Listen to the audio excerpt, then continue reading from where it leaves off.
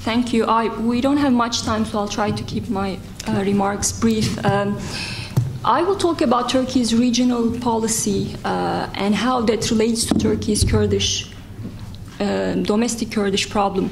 I think Turkey's regional policy, and particularly Turkey's Syria policy, has been mainly driven by Turkey's concerns over its own Kurdish issue. So the PYD, the PKK Syrian offshoot, has been considered the ultimate enemy, an actor that had to be marginalized, had to be contained. And so Turkey built its Syria policy on that perception. And now there is a bigger threat that I think Turkey partly bears the blame for, and that is the ISIS. So I think now Turkey really has to recalibrate not only its regional, its Iraqi and Syria policy, but also its domestic Kurdish politics. So this is the picture, and I would like to take a step back and talk about the evolution of Turkey's Syria policy and how that relates to the Kurdish issue. Syria occupies a very unique place in Turkey's regional and domestic politics.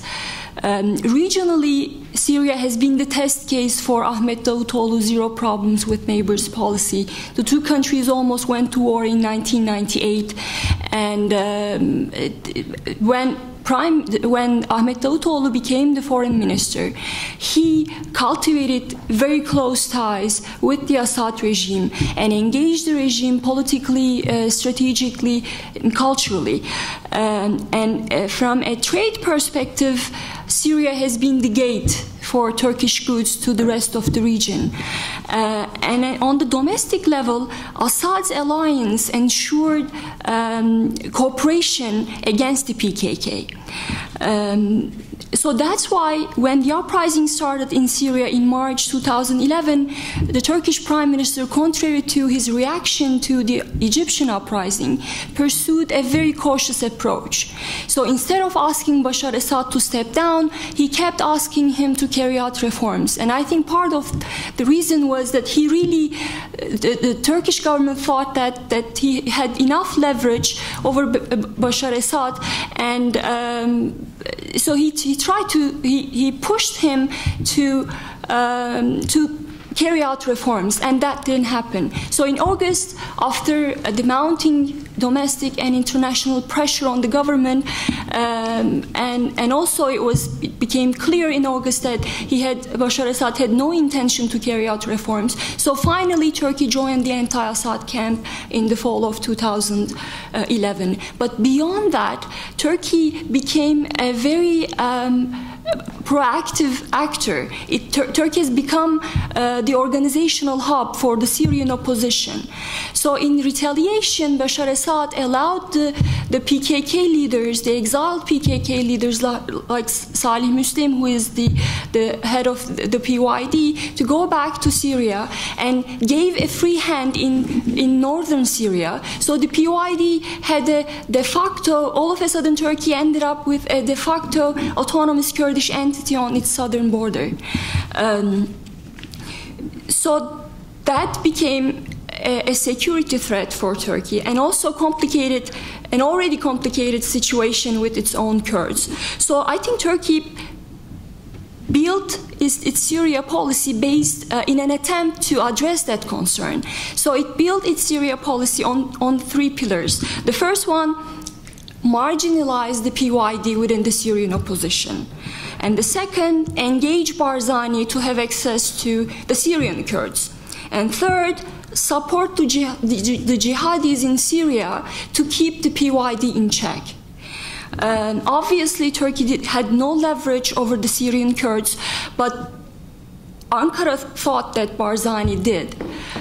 So Turkey started cultivating these close ties to Barzani, signing energy deals and investing heavily in the Kurdistan regional government. So the Barzani founded the Kurdish National Council within the Syrian opposition, and as an alternative to the PYD.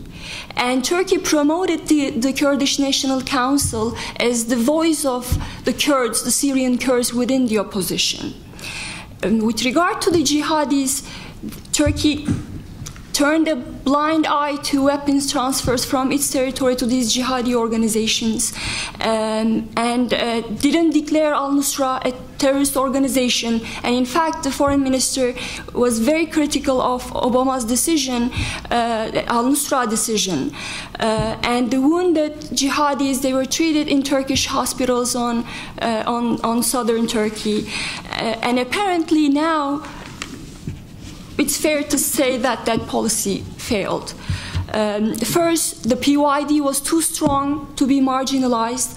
It wasn't just a political organization, it provides social services, its military arm is quite strong and effective, and it has a social base. And it's an organic actor which has presence on the ground. And it proved to be the most effective and the strongest Kurdish actor in northern Syria. And Barzani, Turks found out that Barzani had limited leverage over Syrian Kurds. The Kurdish National Council, Turkey wanted to promote that as the Kurdish voice, but it had no presence on the ground, and considered by many Kurds, Syrian Kurds, as an illegitimate organization. And finally, jihadis would not really make a credible ally, and they became the main problem, not just for Turks, but for everyone in the region and also the United States. So now we have effectively two failed states on Turkey's southern border. And ISIS is threatening Turkey on many levels.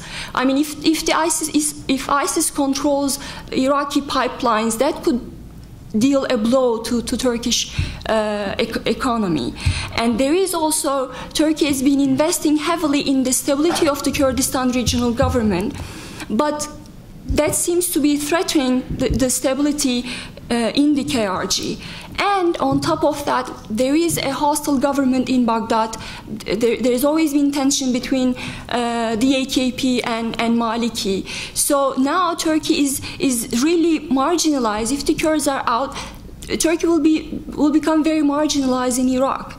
So that's why Kurds now are Turk's best bet in the region. So that means the ISIS is an imminent threat, and the Syrian Kurds proved to be the most effective fighters against the ISIS. So that's why Turks now have to work with them.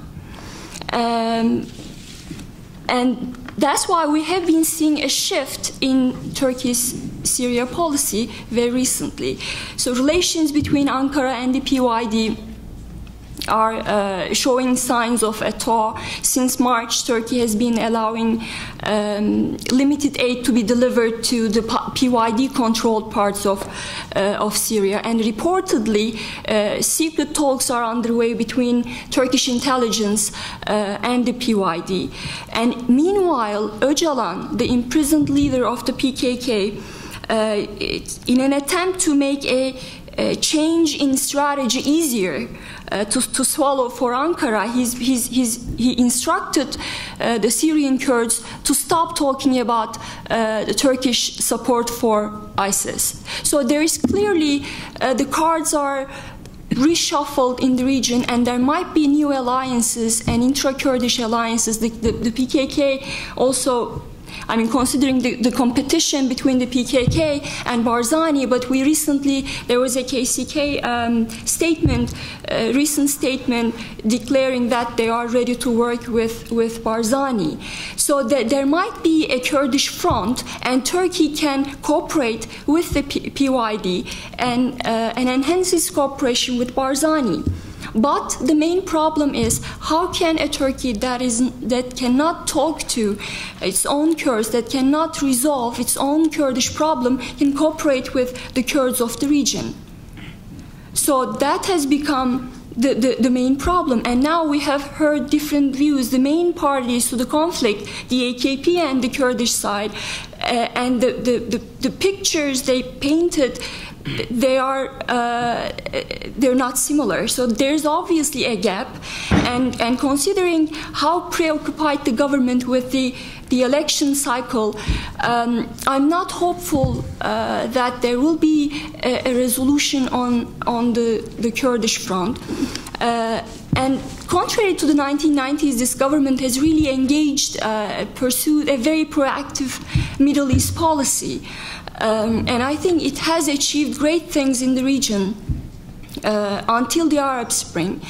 But now things have come full circle for Turkey. Turkey is now marginalized regionally as well. And without resolving the Kurdish problem, I think Turkey cannot. Turkey has been aspiring to be the regional leader, but without resolving the Kurdish issue, I think it's not possible to play the leadership role in the region and pursue an effective Middle East policy. And I'll stop there.